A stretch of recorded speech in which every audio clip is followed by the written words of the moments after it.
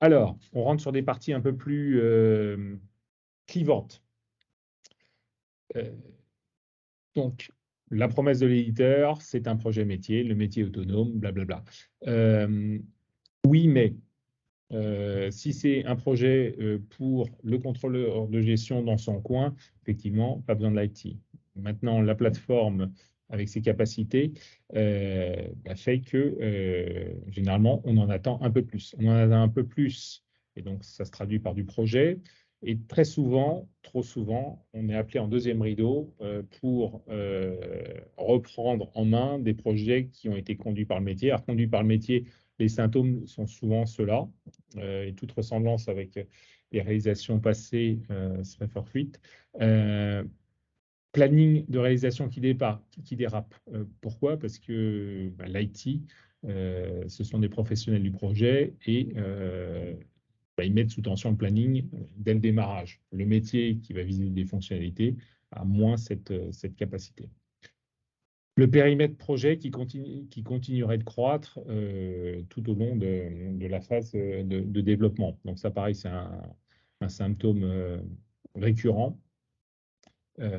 Si je n'ai pas fait de scoping, si je prends conscience des capacités de l'outil, je vais continuer à faire croître ma liste des besoins.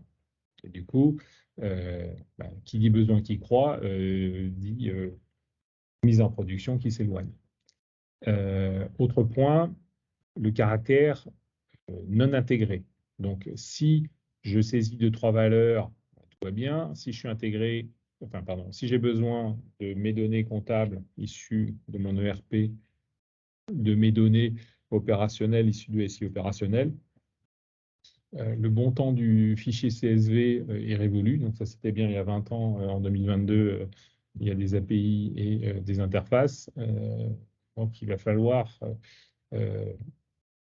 s'articuler avec l'IT, et ce n'est pas une fois qu'on sera à la fin qu'on pourra solliciter les professionnels des flux et de la data.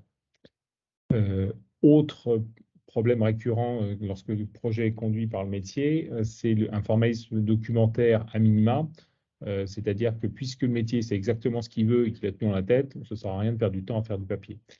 Sauf que si les trois premiers symptômes sont constatés, c'est peut-être parce qu'il n'y a pas eu assez de partage entre les différentes parties prenantes. Et donc, le formalisme documentaire, à nouveau, c'est un investissement, ce n'est pas une dépense.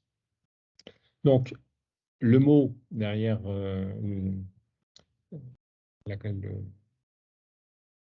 la réalité qui s'impose, c'est qu'un projet en appelant, c'est aussi, non pas surtout, mais c'est aussi réaliser un projet d'intégration de système d'information. Et donc, une bonne pratique est bien d'associer l'IT et de faire ça de manière structurée.